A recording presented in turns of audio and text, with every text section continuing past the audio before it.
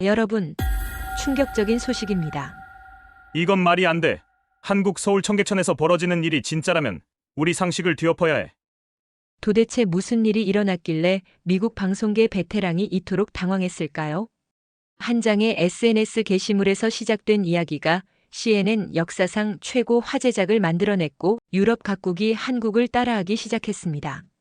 미국인이 본 한국의 놀라운 진실, 바로 들어보겠습니다. 시작에 앞서 좋아요와 구독, 감사합니다. 안녕하세요. 저는 미국 방송사에서 25년간 일해온 리처드 앤더슨입니다. 당시 저는 회사의 편성 담당 간부로 일하고 있었습니다. 그해 여름, 우리 방송사는 심각한 적자에 시달리고 있었습니다. 시청률은 계속 떨어지고 제작비는 천정부지로 치솟는 상황에서 저에게는 저비용으로 화제를 만들 수 있는 콘텐츠를 찾아야 한다는 막중한 임무가 주어졌습니다. 그러던 어느 금요일 오후 인턴 직원이 제게 한 장의 휴대폰 화면을 보여주었습니다. 인터넷에서 화제가 되고 있다는 영상이었는데 한국 서울의 어떤 도심 하천가에서 촬영된 것이었습니다. 영상 속에는 밤 늦은 시간임에도 불구하고 많은 시민들이 자유롭게 산책하는 모습이 담겨 있었습니다. 아이를 동반한 가족들, 혼자 조깅하는 여성들, 벤치에 앉아 담소를 나누는 사람들의 모습이 평화로워 보였습니다. 처음에는 별다른 관심이 없었습니다. 그런데 영상 아래 달린 댓글들을 보니 상황이 달랐습니다. 전 세계 사람들이 이 영상의 진위를 두고 격렬하게 논쟁을 벌이고 있었던 것입니다. 일부는 조작된 영상이라고 주장했고 다른 일부는 실제 상황이라며 자신의 경험담을 올리고 있었습니다. 저는 30년 넘게 미국에서 살아오면서 대도시의 밤거리가 얼마나 위험할 수 있는지 잘 알고 있었습니다. 뉴욕이나 로스앤젤레스 같은 곳에서는 해가 지면 대부분의 사람들이 집으로 돌아가거나 안전한 실내 공간으로 이동합니다. 특히 여성이나 어린이가 밤늦게 혼자 거리를 걷는다는 것은 상상하기 어려운 일이었습니다. 그런데 이 영상 속 장면들은 제가 알고 있던 상식과 완전히 달랐습니다. 도심 한복판임에도 불구하고 사람들이 전혀 경계하는 모습 없이 자연스럽게 생활하고 있었던 것입니다. 더욱 놀라운 것은 이런 모습이 연출된 것이 아니라 일상적인 풍경이라고 주장하는 사람들이 많다는 점이었습니다. 저는 이 논란 자체가 훌륭한 콘텐츠 소재가 될 수 있다고 판단했습니다. 진실이 무엇이든 상관없었습니다. 사람들의 관심을 끌 수 있다면 그것으로 충분했습니다. 만약 영상이 조작된 것이라면 그 진실을 밝혀내는 것도 의미가 있고 실제 상황이라면 그 배경을 탐구해보는 것도 흥미로울 것이라고 생각했습니다. 무엇보다 제작비가 많이 들지 않을 것 같았습니다. 소규모 팀으로 현지에 가서 며칠간 취재하면 충분할 것 같았습니다. 회사 입장에서는 위험 부담이 적으면서도 화제성은 충분한 기획이었습니다. 저는 즉시 상급자에게 이 아이디어를 제안했습니다. 처음에는 시큰둥한 반응이었지만 인터넷에서 벌어지고 있는 논란의 규모를 보여드리자 관심을 보이기 시작했습니다. 특히 이 논란에 참여하고 있는 사람들이 전 세계 각국에 분포되어 있다는 점이 긍정적으로 평가되었습니다. 결국 최소한의 예산으로 현지 취재를 진행해 보라는 승인을 받을 수 있었습니다. 저는 오랫동안 함께 일해온 촬영 감독과 함께 팀을 구성했습니다. 목표는 명확했습니다. 이 영상 속 장면들이 실제인지 조작인지를 확인하고 그 결과를 바탕으로 흥미로운 이야기를 만들어내는 것이었습니다. 당시만 해도 저는 이 간단해 보이는 취재가 제 인생을 완전히 바꿔놓을 것이라고는 전혀 예상하지 못했습니다. 한 주 후 저희는 서울행 비행기에 몸을 맡겼습니다. 함께 떠난 촬영 감독 스티브는 20년 경력의 베테랑이었지만 이번 취재에 대해서는 회의적인 입장이었습니다. 비행기 안에서도 계속해서 의심스럽다는 표현을 반복했습니다. 그는 지금까지 수많은 도시를 다녀봤지만 정말 안전한 대도시는 한 번도 본 적이 없다고 했습니다. 인천공항에 도착해서 서울로 이동하는 동안에도 저희의 선입견은 계속되었습니다. 공항에서 시내로 가는 길에 보이는 풍경들은 다른 대도시들과 크게 다르지 않아 보였습니다. 높은 건물들과 복잡한 교통, 바쁘게 움직이는 사람들의 모습은 뉴욕이나 로스앤젤레스와 비슷했습니다. 호텔에 짐을 풀고 난 후 저희는 곧바로 그 유명한 청계천을 찾아갔습니다. 낮 시간이었는데도 꽤 많은 사람들이 하천가를 거닐고 있었습니다. 직장인들이 점심시간을 이용해 산책을 하고 관광객들이 사진을 찍고 있는 모습이 평범해 보였습니다. 스티브는 카메라를 들고 이곳저곳을 촬영하면서도 계속 고개를 갸우뚱했습니다. 저희가 정말 보고 싶었던 것은 밤 시간의 모습이었습니다. 그 논란이 된 영상이 밤에 촬영된 것이었기 때문입니다. 해가 지기를 기다려 다시 청계천을 찾았을 때 처음으로 제 예상과 다른 광경을 목격했습니다. 밤 9시가 넘은 시간이었는데도 하천가에는 여전히 많은 사람들이 있었습니다. 가장 놀라웠던 것은 어린 아이들과 함께 나온 가족들이었습니다. 미국에서라면 상상하기 어려운 일이었습니다. 부모들은 전혀 경계하는 모습 없이 아이들이 뛰어노는 것을 지켜보고 있었습니다. 또한 혼자 산책하는 여성들도 눈에 띄었는데 그들 역시 주변을 두리번거리거나 불안해하는 기색이 전혀 없어 보였습니다. 스티브는 이런 모습들을 카메라에 담으면서도 계속 의심스럽다는 표정을 지었습니다. 혹시 저희가 특별한 날에 왔거나 특별한 지역에 온 것은 아닌지 궁금해했습니다. 저 역시 이 모든 것이 우연의 일치일 가능성을 배제할 수 없었습니다. 하지만 며칠 동안 같은 시간에 같은 장소를 방문해봐도 상황은 비슷했습니다. 심지어 더 늦은 시간인 밤 11시에도 사람들의 발길이 끊이지 않았습니다. 이때부터 저는 이것이 단순한 우연이 아닐 수도 있다는 생각을 하기 시작했습니다. 무엇보다도 사람들의 표정과 행동에서 느껴지는 자연스러움이 인상적이었습니다. 연출된 것이라면 이렇게 자연스러울 수 있을까 하는 의문이 들었습니다. 저희가 외국인 관광객임이 명백함에도 불구하고 아무도 저희를 이상하게 보거나 경계하지 않았습니다. 사흘째 되는 날, 저희는 좀 더 적극적으로 현지 사람들과 접촉해 보기로 했습니다. 단순히 관찰만으로는 진실을 알기 어렵다고 판단했기 때문입니다. 먼저 청계천 근처의 작은 카페에 들어가 봤습니다. 저는 서툰 영어 섞인 한국어로 주문을 시도해 봤는데 젊은 직원이 친절하게 응대해 주었습니다. 제가 미국에서 온 방송 관계자라고 소개하자 그 직원은 오히려 신기해하며 여러 가지를 물어봤습니다. 한국에 대한 인상이 어떤지, 미국과 어떤 점이 다른지 궁금해했습니다. 이런 반응은 제가 예상했던 것과 달랐습니다. 보통 다른 나라에서는 외국인, 특히 언론 관계자라고 하면 경계하거나 거리를 두는 경우가 많았기 때문입니다. 스티브는 길거리에서 촬영 허가를 구하는 실험을 해봤습니다. 한국어를 전혀 모르는 상황에서 몸짓과 간단한 영어로 촬영해도 되는지 물어봤는데 대부분의 사람들이 흔쾌히 허락해 주었습니다. 심지어 어떤 중년 남성은 더 좋은 배경을 추천해 주기까지 했습니다. 이런 경험들이 쌓이면서 저희 팀 내부에서도 의견이 갈리기 시작했습니다. 스티브는 여전히 이 모든 것이 어떤 의도적인 연출일 가능성을 제기했습니다. 한국 정부나 지방자치단체에서 관광, 홍보를 위해 시민들에게 친절하게 행동하라고 지시했을 수도 있다는 것이었습니다. 하지만 저는 점점 다른 생각을 갖게 되었습니다. 연출이라고 하기에는 너무나 자연스럽고 일관된 모습들이었기 때문입니다.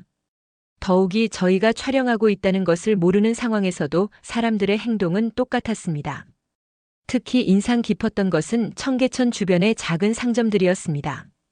많은 상점들이 밤늦은 시간까지 문을 열어두고 있었는데 주인들이 전혀 불안해하는 기색이 없었습니다.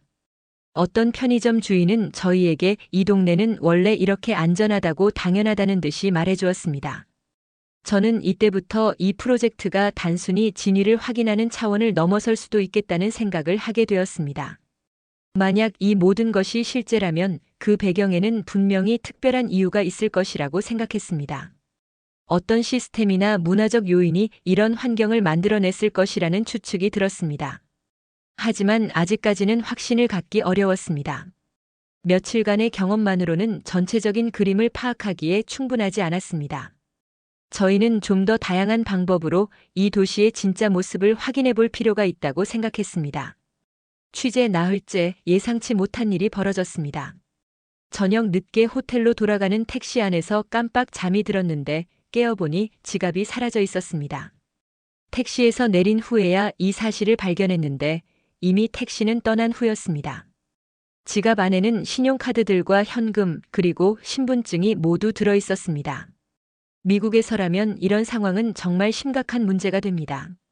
신용카드를 즉시 정지시키고 경찰서에 신고하고 영사관에 연락하는 등 복잡한 절차를 거쳐야 합니다. 무엇보다 잃어버린 물건을 되찾을 가능성은 거의 없다고 봐야 합니다. 저는 당황해서 어쩔 줄 모르고 있었습니다. 스티브도 마찬가지로 당황했습니다. 남은 현금도 얼마 없는 상황에서 며칠을 더 버텨야 했기 때문입니다. 호텔 직원에게 상황을 설명하고 도움을 요청했는데 그 직원은 의외로 침착하게 반응했습니다. 택시 회사에 연락해보겠다고 하면서 걱정하지 말라고 했습니다. 1시간 정도 지났을까 호텔 로비로 한 통의 전화가 걸려왔습니다. 택시 기사가 제 지갑을 발견했다는 소식이었습니다. 더욱 놀라운 것은 그 기사가 직접 호텔까지 가져다 주겠다고 한다는 것이었습니다. 저는 믿을 수 없었습니다. 미국에서는 상상할 수 없는 일이었기 때문입니다. 30분 후 그 택시 기사가 정말로 호텔에 나타났습니다. 50대 정도로 보이는 그 기사분은 제 지갑을 그대로 돌려주었습니다. 신용카드와 현금, 신분증 모든 것이 그대로 들어 있었습니다. 저는 감사의 표시로 돈을 드리려고 했는데 그분은 정중히 거절하셨습니다. 당연한 일을 했을 뿐이라는 것이었습니다. 이 경험은 저에게 큰 충격을 주었습니다. 이것이 단순한 우연이나 예외적인 상황이 아니라는 확신이 들었기 때문입니다. 택시 기사분의 표정과 태도에서 이런 일이 그분에게는 전혀 특별하지 않은 일상적인 일이라는 느낌을 받았습니다. 호텔 직원 역시 마찬가지였습니다. 제가 지갑을 찾았다고 기뻐하자 그 직원은 당연하다는 듯이 웃으며 한국에서는 이런 일이 흔하다고 말해주었습니다. 분실물이 주인에게 돌아가는 것이 당연한 일이라는 인식이 사회 전체에 퍼져 있다는 것을 느낄 수 있었습니다. 이날 밤 저는 스티브와 오랫동안 대화를 나누었습니다. 이제는 더 이상 이 모든 것을 우연이나 연출로 설명할 수 없다는 데 의견이 일치했습니다. 분명히 이 사회에는 뭔가 특별한 요소가 있다는 것이었습니다. 저희는 이제 진짜 이야기를 찾아야 한다고 생각했습니다. 다음 날부터 저희의 취재 방향이 완전히 바뀌었습니다. 더 이상 진위 여부를 확인하는 것이 목적이 아니라 이런 환경이 어떻게 만들어졌는지를 알아보는 것이 목표가 되었습니다. 저희는 청계천 주변의 다양한 사람들을 만나 이야기를 들어보기로 했습니다. 첫 번째로 만난 것은 이 지역에서 30년 넘게 살고 있다는 한 상인이었습니다. 그분은 청계천이 복원되기 전과 후의 변화를 자세히 설명해 주었습니다. 복원 이전에는 이 지역이 그리 안전하지 않았다고 했습니다. 하지만 복원 작업이 진행되면서 사람들의 인식과 행동이 변화하기 시작했다는 것이었습니다. 무엇보다 인상적이었던 것은 그분이 말하는 공동체 의식이었습니다. 청계천 복원 과정에서 주민들이 함께 참여하고 이 공간을 함께 가꿔 나간다는 생각이 자리 잡게 되었다고 했습니다. 자신들의 공간이라는 소유의식이 생기면서 자연스럽게 서로를 돌보고 지키려는 마음이 생겨났다는 것이었습니다. 두 번째로 만난 것은 이 지역 파출소에서 근무하는 경찰관이었습니다. 그분의 증언은 더욱 놀라웠습니다. 이 지역의 범죄 발생률이 서울 평균보다 현저히 낮다는 것이었습니다. 특히 밤 시간대의 안전도가 다른 지역과 비교할 수 없을 정도로 높다고 했습니다. 그 경찰관은 이런 환경이 만들어진 이유로 시민들의 자발적인 참여를 꼽았습니다. 청계천을 이용하는 시민들이 서로를 지켜주는 역할을 자연스럽게 하고 있다는 것이었습니다. 경찰의 순찰보다도 시민들의 관심과 배려가 더 큰 효과를 발휘하고 있다고 설명했습니다. 세 번째로 만난 것은 도시계획 전문가였습니다. 그분은 청계천 복원 프로젝트의 성공 요인을 구체적으로 분석해 주었습니다. 단순히 물길을 복원한 것이 아니라 시민들이 참여할 수 있는 공간을 만들었다는 점이 핵심이라고 했습니다. 특히 인상적이었던 것은 이 프로젝트가 위에서 아래로 내려오는 방식이 아니라 시민들의 의견을 충분히 반영한 상향식 접근이었다는 점이었습니다. 시민들이 직접 참여하고 의견을 제시할 수 있는 기회가 많았고 그 과정에서 주인의식이 형성되었다는 것이었습니다. 마지막으로 만난 것은 청계천에서 매일 산책을 한다는 한 시민이었습니다.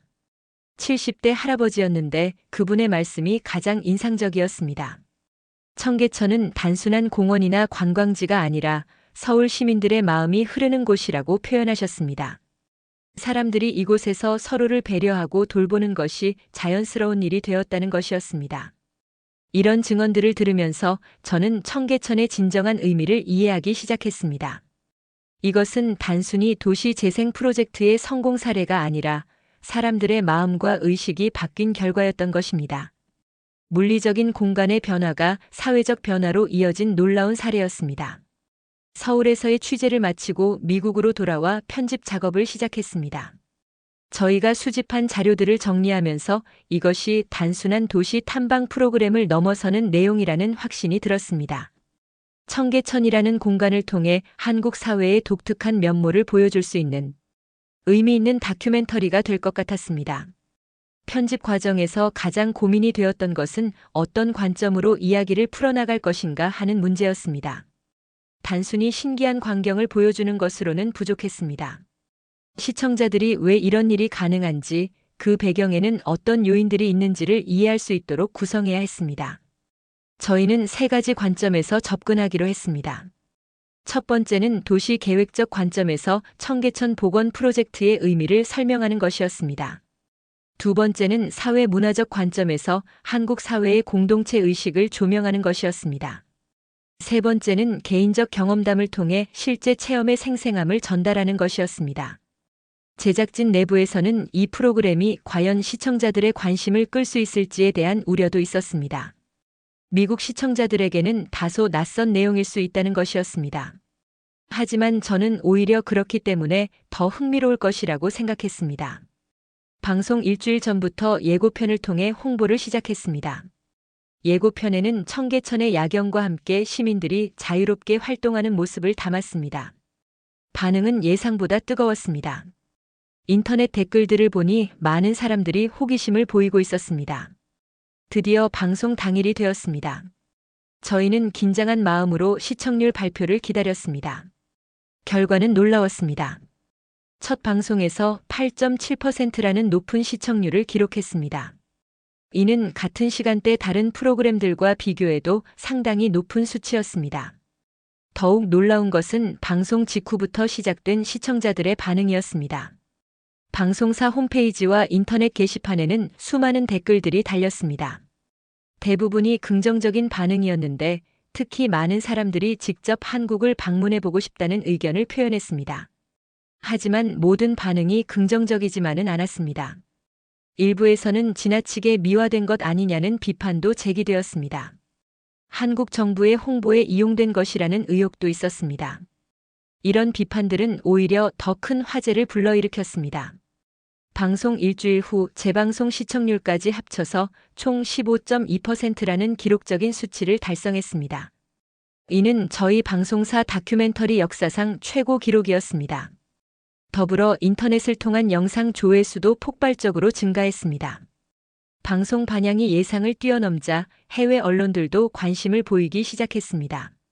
독일의 한 방송사에서는 저희에게 연락을 해와 비슷한 프로그램을 제작하고 싶다고 했습니다.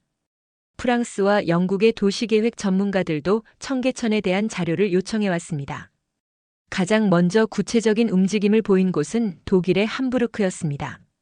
시 당국에서 공식적으로 청계천을 벤치마킹한 도시 재생 프로젝트를 추진하겠다고 발표한 것입니다. 기존의 운하 지역을 시민들이 자유롭게 이용할 수 있는 공간으로 조성하겠다는 계획이었습니다. 함부르크 시장은 기자회견에서 청계천의 성공 요인을 시민 참여와 공동체 의식이라고 분석했습니다.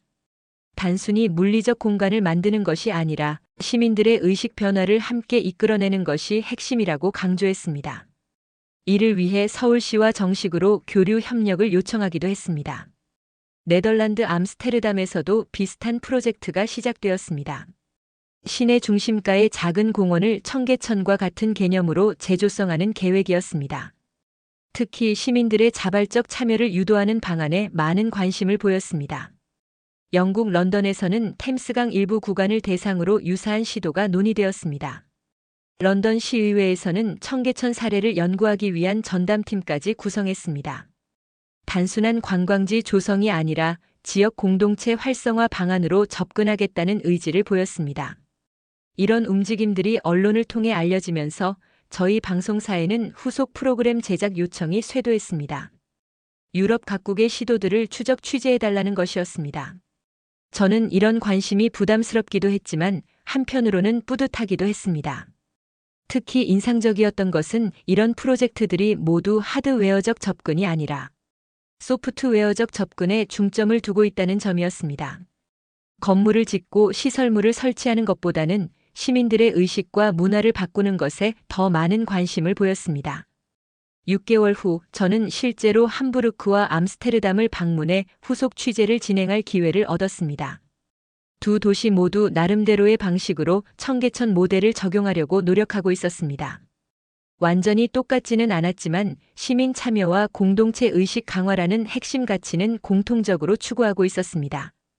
이런 현상을 보면서 저는 청계천이 단순히 한국만의 성공 사례가 아니라 전 세계 도시들이 참고할 수 있는 새로운 모델이 될 수 있다는 확신을 갖게 되었습니다.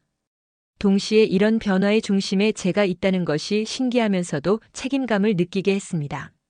어느덧 저는 회사에서 은퇴를 앞두고 있었고 마지막 개인 여행으로 서울을 다시 방문하기로 했습니다. 이번에는 취재가 아니라 순수한 개인 여행이었습니다. 아내와 함께 떠나는 여행이었는데 아내도 제가 그토록 감명받았다는 청계천을 직접 보고 싶어 했습니다. 그때와는 달리 이번에는 마음이 편안했습니다.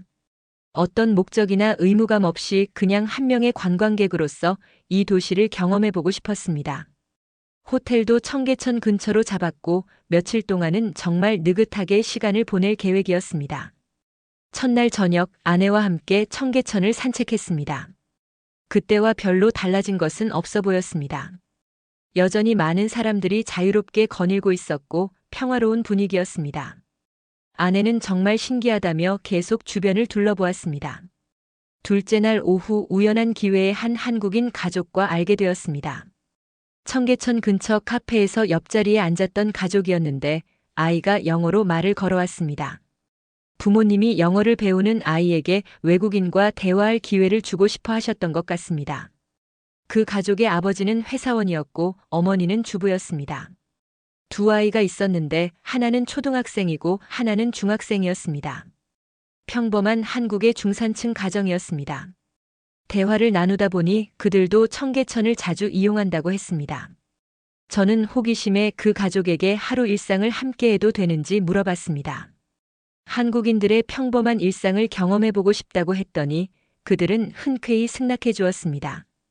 다음 날 오후부터 저녁까지 함께 시간을 보내기로 했습니다. 그 다음 날 저는 정말 흥미로운 경험을 했습니다. 그 가족과 함께 동네 시장도 가고 아이들 학원도 구경하고 저녁에는 집에서 함께 식사도 했습니다. 모든 것이 자연스럽고 따뜻했습니다. 특별한 것은 없었지만 그 평범함 속에서 특별함을 발견할 수 있었습니다. 가장 인상적이었던 것은 그 가족뿐만 아니라 그들이 만나는 모든 사람들의 태도였습니다. 시장 상인들, 학원 선생님들, 이웃들 모두가 서로를 배려하고 도우려는 마음을 자연스럽게 보여주었습니다. 이것이 연출된 것이 아니라 정말 일상적인 모습이라는 것을 확실히 알 수 있었습니다. 저녁 식사를 마치고 집으로 돌아가는 길에 그 가족의 아버지가 저에게 이런 말을 했습니다. 한국 사람들에게는 이런 것들이 너무 당연해서 특별하다고 생각해 본 적이 없었는데 외국 분들이 신기해 하시는 것을 보니 우리가 가진 것들이 소중하다는 생각이 든다고 했습니다. 그 순간 저는 깨달았습니다. 제가 예전에 발견했다고 생각했던 것들은 사실 발견이 아니었습니다. 그것들은 원래 거기에 있던 것들이었습니다. 다만 제가 그동안 보지 못했을 뿐이었습니다. 한국 사람들에게는 너무나 당연한 일상이었던 것입니다. 마지막 날 아침 청계천을 혼자 걸으면서 저는 많은 생각을 했습니다. 제가 만든 다큐멘터리가 전 세계에 미친 영향들, 그로 인해 시작된 여러 프로젝트들을 떠올려 봤습니다. 모든 것이 의미 있는 변화였지만 가장 중요한 것은 사람들의 마음이라는 것을 다시 한번 확인할 수 있었습니다. 감동 스팟이 전해드린 오늘 사연은 여기까지입니다. 사연의 주인공에게 응원의 댓글을 남겨주세요. 사연이 마음에 드셨다면 좋아요와 구독 부탁드립니다. 시청해주셔서 감사합니다.